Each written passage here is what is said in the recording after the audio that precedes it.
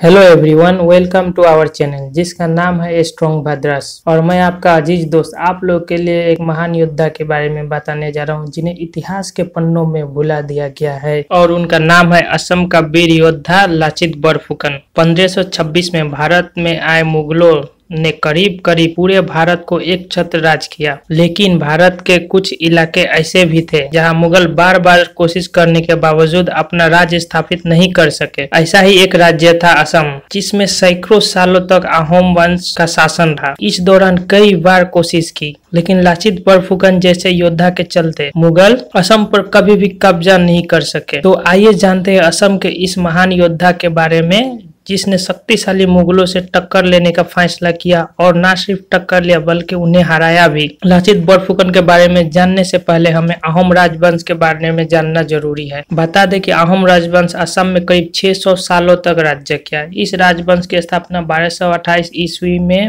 Myanmar के एक राजा ने की थी और उन राजा का नाम था साओलुंग चुकाफा। हालांकि असम आकर इस राजवंश ने हिंदू धर्म अपना लिया था। मुगल और अहोम राजवंश के बीच करीब 70 सालों तक रुक रुक कर लड़ाई चलती रही, लेकिन मुगल राजवंश को कभी नहीं जीत सके। जैसा कि इस सभी जानते हैं, मुगलों की नीति हमेशा विस्तारवाद की रही। इसी नीति का नतीजा था कि उन्होंने लगभग पूरे भारत पर राज किया। मुगल और अहोम राजवंश के बीच लड़ाई भी इसी विस्तारवादी नीति के कारण हुई। 1218 से शुरू होकर अहोम राजवंश का असम पर राज अंग्रेजों के जमाने तक मतलब 1826 ईस्वी तक चला। लाचित बरफुकन हमारे इतिहास के एक ऐसे योद्धा हुए हैं जिन्होंने अपनी वीरता से मुगलों और अंग्रेजों को खूब टक्कर ली। लेकिन दुख की बात यह है कि हमारे इतिहासकारों ने उन्हें भुला दिया और ऐसा योद्धाओं के कहानी देश के आम जनता तक नहीं पहुंच सकी। ऐसे ही योद्धाओं में शुमार किया जाता है लाचित बरफुकन का। बता दे कि लाचित बरफुकन असम के अहोम राजवंश के सेनापति थे। यहाँ साफ कर दे कि बरफुकन लाचित का नाम नहीं बल्कि उनकी पदवी थी। लाचित का जन्म साल 24 नवंबर 1622 में अहोम राजवंश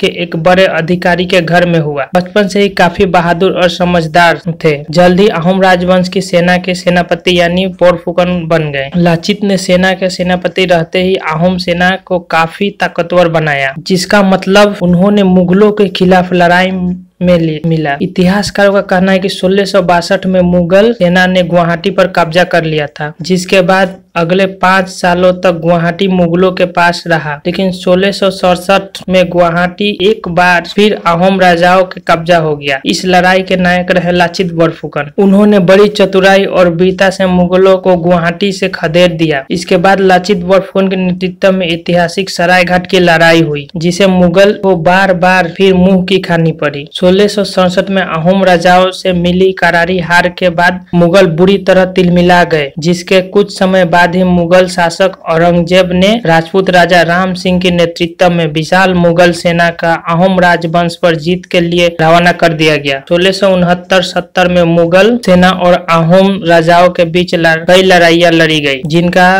कोई ठोस नतीजा नहीं निकल सका। इसके बाद 1671 में सरायघाट इलाके में ब्रह्मपुत्र नदी में अहोम सेना और मुगलों के बीच ऐतिहासिक लड़ाई हुई। यह लड़ाई इतिहास की असम लड़ाइयों में गिनी जाती है। सरायघाट की लड़ाई मुगल सेना ने बड़े बड़े जहाजों और सवार जिसने पानी में लड़ाई की तकनीक को नए आयाम दिए। सरायघाट की लड़ाई में मुगल सेना बड़े बड़े जहाज पर सवार होकर असम में घुसने की कोशिश कर रही थी, लेकिन अहोम सेना ने संख्या में कम होते हुए भी तकनीक और चतुराई के दम पर शक्तिशाली मुगल सेना को हरा दिया। कहा जाता है कि सरायघाट की लड़ाई से पहले अहोम सेना के सेनापति लाचित बरफुकन बीमार हो गए और युद्ध में हिस्सा नहीं ले पाए। जैसे ही युद्ध शुरू हुआ, अहोम सेना मुगल सेना से हारने लगी। इसकी सूचना मिलते ही लाचित बीमार होते हुए भी लड़ाई में शामिल हुए और अपनी कमाल की नेतृत्व की क्षमता को देख दम पर सरायघाट की लड़ाई में करीब 4000 मुगल सैनिकों को मार गिराया और उनके कई जहाजों को नष्ट कर दिए। सरायघाट की लड़ाई में करारी हार के बाद मुगल पीछे हट गए और फिर कभी भी असम पर आक्रमण करने की कोशिश न किए। सरायघाट की